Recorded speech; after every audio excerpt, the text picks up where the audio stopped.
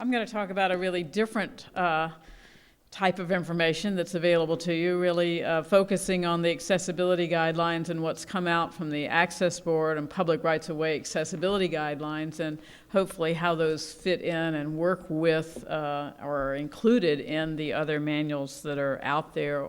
But I think there'll always be the need to kind of refer to what's there in terms of the accessibility guidelines, which are still, at this point, proposed guidelines for pedestrian facilities in the public rights-of-way. There was a proposed guidelines published in July 26th of this year, and they are accepting comments on them until November 23rd. These have been published by the U.S. Access Board, and it's an update, basically, that applies specifically to public rights-of-way. Just for kind of background and information, that these guidelines are kind of based on a draft that's been out there since 2005. That draft was developed by a public rights-of-way access advisory committee that was made up of 35 people ranging from disability advocates to traffic engineers to planners to landscape architects. So there was a very diverse committee, and that committee also at that time back in 2000, 2001 took public comment. There's been additional public comment all along through this process, and they're still accepting comments on this proposed guideline. And just to kind of put it in context too, though, the ADA is a civil rights law that was passed in 1990. The implementing regulations of ADA basically say that you're required to build your facilities to be accessible. And the implementing regulations say you're required to make them accessible. It just doesn't tell you how. So since 1990 or 1991, when those implementing regulations came out, you have been required to build sidewalks and street crossings that are accessible. You just haven't had the detailed standards that necessarily tell you how. This 2005 document had a lot of detail about how to do that, but it's not a standard yet. This one that's just been published is a proposed guidelines that will then be revised. The Access Board will publish a final rule, we hope in the not too distant future, because I'm tired of waiting. Then that has to be adopted by both the Department of Justice and the Department of Transportation before it's officially a standard. But in truth, the standard is kind of your, it tells you what you do, but you can do other things. There's always an option in the ADA regulations for what's called equivalent facilitation. So that if you do something else that is just as accessible, it's okay. You don't have to do exactly what it says in the standard. You just have to be willing and able to defend that your equivalent, your modification or what you've done is equivalently accessible to what's written in the standard for you to do. I'm going to talk a little more about the ADA requirements. Just unlike what we've been talking about before in this, the ADA requirements are minimum standards for access for people with disabilities. They're not ideal or even preferable. They're really just the minimum. So when it says you have to have a 4-foot wide sidewalk, that doesn't mean your sidewalk should be 4 feet wide.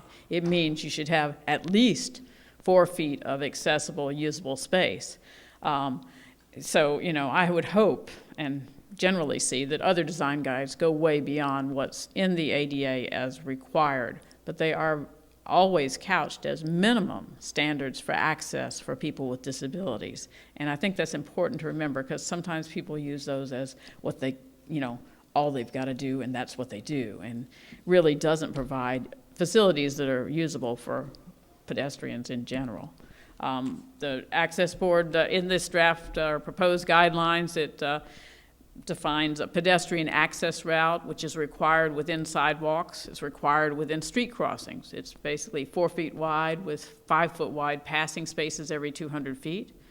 Obviously, you can make a wider pedestrian access route. Pedestrian access route then has other requirements in terms of cross slope, other parts of the facility. And also, there's a requirement for what's called an alternate pedestrian access route. So when you close a sidewalk down, in some way for construction. Otherwise, you need to provide an alternate route that includes all these elements of the pedestrian access route. It's level, it doesn't have big level changes, ramped in some way. Also, but where in this proposed rule, it then refers to the MUTCD, Part 6, which is the section on temporary traffic control, which then specifies various features of that alternate pedestrian access route.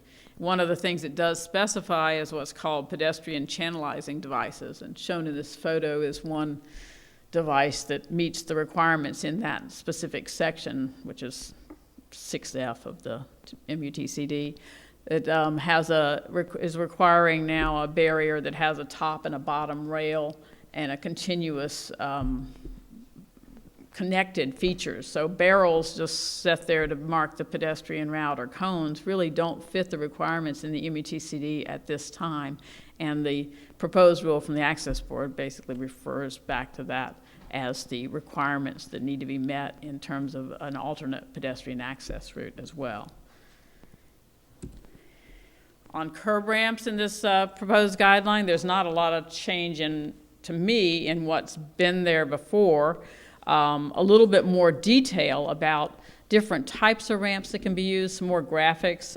They specifically, in the draft public rights-of-way guidelines, they had described the perpendicular ramps, parallel ramps, and blended transitions.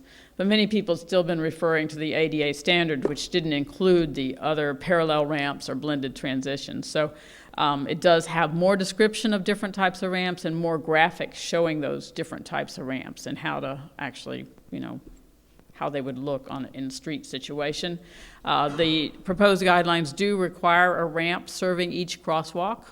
So there'd be 2 ramps on each corner. There is some exception for not doing that in certain situations, but it does require a ramp for each crosswalk. So a diagonal ramp that serves both really doesn't fit with what's in the proposed guidelines. There's also more details and graphics just about what they call elements of curb ramps. They talk about turning space, running slope, cross slope, the width of the ramp, what they're calling grade breaks, where the change in elevation happens, and also about detectable warnings or truncated domes, which many of you are familiar with otherwise. Just a couple of examples. This is the graphic in the proposed guidelines regarding turning space. They previously, I think you may be familiar with it being called a level landing or a landing, and they've switched to be calling it a turning space because that's truly what they're looking for there, is for a wheelchair user to make a turn. It's very hard to do on a sloping surface. It needs to be a level space, and so they're designating turning spaces in their graphics now. I've just kind of highlighted one of the areas marked as a turning space that's like 5 feet by 4 feet in this parallel ramp diagram here, and then in the diagram on the other side of a kind of combo perpendicular ramps of sorts, it's marked the turning space in that, which is required to be 4 by 4, but allowing a space for a wheelchair user to come down the ramp and then turn in a level area to get ready for the street crossing and not be angling as they enter the street. So there's more about that in the regs and writing, and then graphics to illustrate that.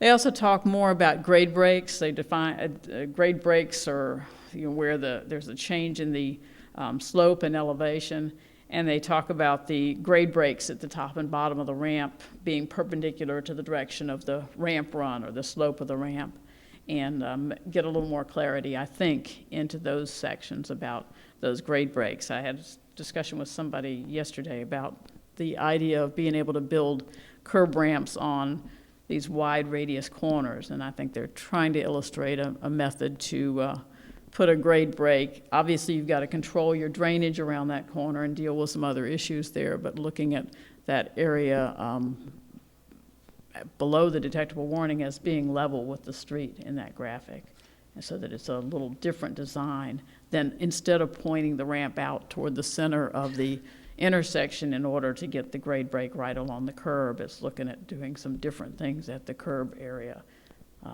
to possibly mitigate the difference in terms of the turning for wheelchair users and for individuals who are blind or visually impaired. Ramps that point out toward the center of the intersection require wheelchair users to make an extra turn in the street, take some extra time. For blind people, it sometimes points them out into the street and causes them to veer in the wrong direction when they're crossing. There's a lot more details and graphics on things like protruding objects, parking, transit stops, boarding platforms, passenger loading zones, a lot more detail. I don't think most of it is a huge change from what's previously been in ADA's requirements, but it is clarified more with the graphics and more description on each of these issues. And I'm not going to get into the details of it. Protruding objects, one thing I did want to point out, because they got more language in there kind of reminding everybody that protruding objects overhang any place in the sidewalk, that's not allowed. It's not just over the pedestrian access route, but anywhere in the sidewalk having objects that hang down at head level are not allowed, and talks specifically has some language in there talking about state and local governments must comply with the requirements to maintain the clear width. You know, when permitting or installing or permitting the installation of street furniture on sidewalks, including street lights, utility poles, equipment cabinets, signposts and signs, parking meters, trash receptacles, public telephones, it goes on, but includes bike racks. But it's one of those that I think has not always been understood and followed, and they've tried to clarify some information on that as well. Graphic showing the protrusion. I think protrusion limits have also been reduced in some cases from used to be 12 inches in some areas to 4 inches. And then there's a section on accessible pedestrian signals. It's requiring accessible pedestrian signals wherever pedestrian signals are installed. And for specifications, it incorporates the information in the Manual on Uniform Traffic Control Devices, MUTCD, and specifically references some sections of the MUTCD as incorporated into the access rule. In the MUTCD, there's some various figures. This is a graphic from it of typical push button locations, just showing locations of push buttons, not necessarily accessible pedestrian signal push buttons, but push buttons in general, close to the curb ramps and in certain, and it's more specified or more clearly specified than it has been in the past. So it's gotten more detail in there regarding locations of push buttons in the 2009 MUTCD. And then they also have the required features of accessible pedestrian signals have been expanded, really looking at the accessible pedestrian signals being the push button integrated type. So they have a push button locator tone, a tactile arrow, some kind of indication of actuation. It's a visual light that comes on, as well as a message that says wait. Automatic volume adjustments, so they're louder when traffic's louder, quieter when traffic's quieter. And the walk indication is specified to be a rapid tick. There's some exceptions allowed in alterations. And also there has to be vibration during the walk as well. So there's some required features in the MUTCD that this draft or proposed guidelines from the Access Board reference and incorporate by reference. Some information about roundabouts in the proposed guidelines, and this has been probably one of the more controversial ones at this moment. There's two things that specifically required at roundabouts. One is some kind of detectable edge treatment required where crossings are not intended. So in this particular example, on the photo on the screen, they've used a fence around the edges between the two crosswalks. That also can be done with landscaping or other, I think there's other descriptions in there, but to keep from pedestrians, particularly pedestrians who are blind, walking up to the roundabout and crossing toward the central circle, that there needs to be some indication that there's not crossing when you get to the corner, because that's been an issue. Also requires pedestrian activated signals when there's multi-lane crossings at roundabouts, and those signals are required to have some type of audible indication or accessible pedestrian signal used with it. And that's where I've got a video on the multi-lane roundabout crossing. Because it has been so controversial, there's a number of issues for blind pedestrians. One is the just multiple threat question. The other is sound masking, that in general, for blind pedestrians, the sound is masked by the other traffic in the roundabout.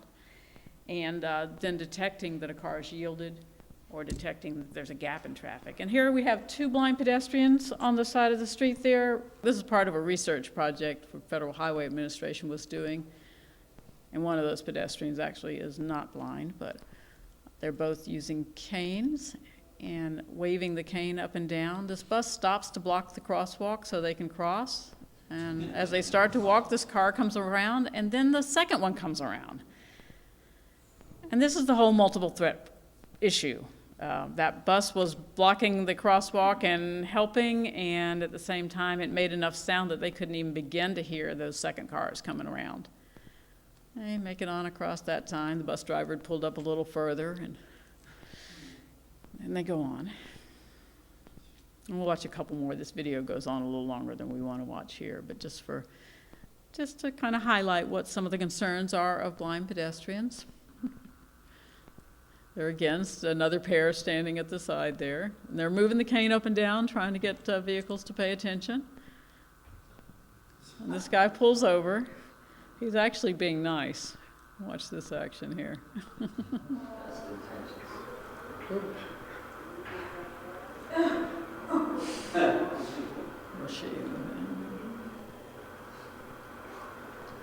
Can the sighted person see? Huh? You said only one's. Yeah, the woman on the left has on dark glasses, but she actually is sighted, but she's pretending to be blind for this purpose. She's an orientation mobility specialist who her job is to make sure the blind person doesn't get killed in the research study. But trying to act like, and notice what this car does. He'd gone around the roundabout and come back to help him. And then maybe one more, and then we'll call it quits here. Notice him kind of backing up there.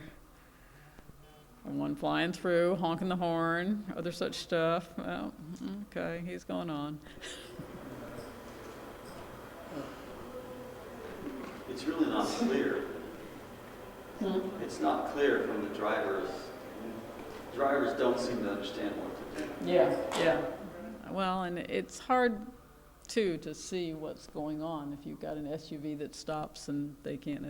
So again, we have one who the people stopped and blocked the lanes. All 3 of these examples, the driver of the first vehicle who stopped had to do something. The bus driver moved over, this car moved over. Yeah, and the first one in this example, the SUV stopped and was trying to yield to him, but then somebody came around him and he decided to go on. And then so, anyway, that's just a kind of illustration of, I don't want to go on too long with that because it can go on a long time, but just kind of a review of some of the things that are in the proposed guidelines. It is open for public comment at this point.